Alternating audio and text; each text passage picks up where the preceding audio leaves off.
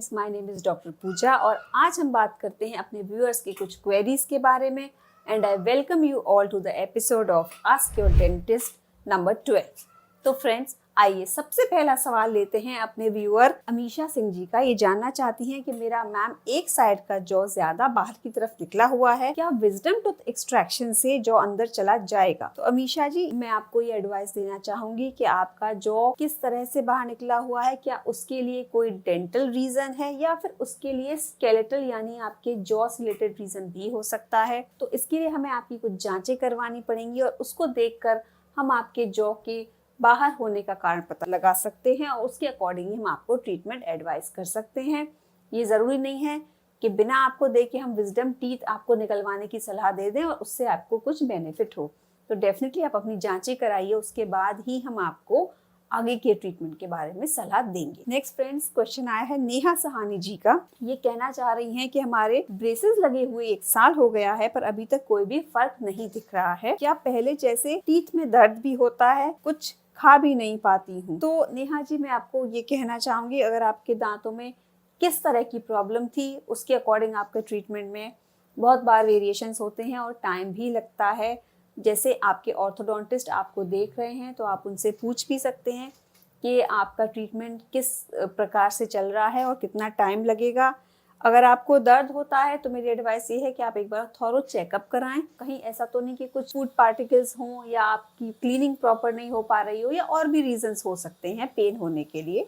तो डेफिनेटली आपको एक चेकअप कराना चाहिए और उसका कारण जानना चाहिए, क्योंकि ब्रेसेस ट्रीटमेंट में ऐसी प्रॉब्लम होने से हमारा ट्रीटमेंट डिले भी हो जाता है।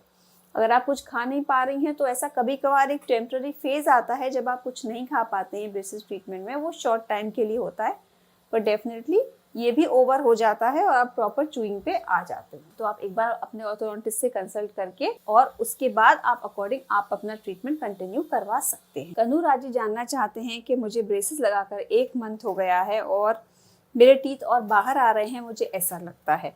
कन्नू जी, मैं आपको बताना चाहूँगी, कभी कभार ऐसा एक हमको महसूस होता है कि ब्रेसेस के बाद हमारे दांत बाहर आ रहे हैं, पर ऐसा नहीं होता है, वो एक टेम्पररी फेज होता है। उसके बाद आपके टीथ आपके पोजीशंस में सेट कर दिए जाते हैं। नेक्स्ट क्वेश्चन लेते हैं नेत्राम जी का।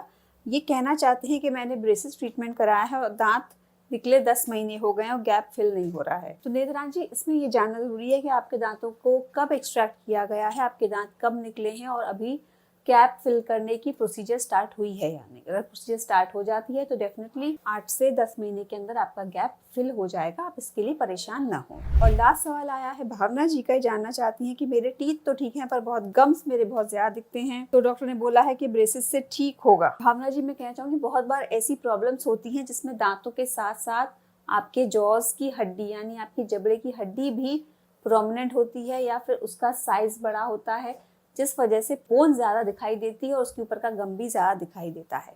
इसमें हमें आपका डिटेल एग्जामिनेशन करना होता है जिससे हम पता लगा सकते हैं कि फॉल्ट कहाँ पे है, जबड़े में है या दांतों में है, और उसके अकॉर्डिंग आपको बहुत बार केवल दांतों का, उससे भी ठीक हो जाता है। कभी कभार दांतों के साथ साथ जॉ बोन का भी ट्रीटमेंट करना पड़ता है, जिससे आपकी जॉ बोन की और गम दिखने की जो समस्या है वो ठीक हो जाती है। तो इसके लिए हमें आपकी जाँचें और एक डिटेल असेसमेंट की ज़रूरत होती है। फ्रेंड्स, मैं आशा करती हूँ कि आपको आज के जो क्वेरीज हैं पेशेंट्स के, उसके आंसर्स मिल गए होंगे and definitely we will try to answer more and more questions in the future.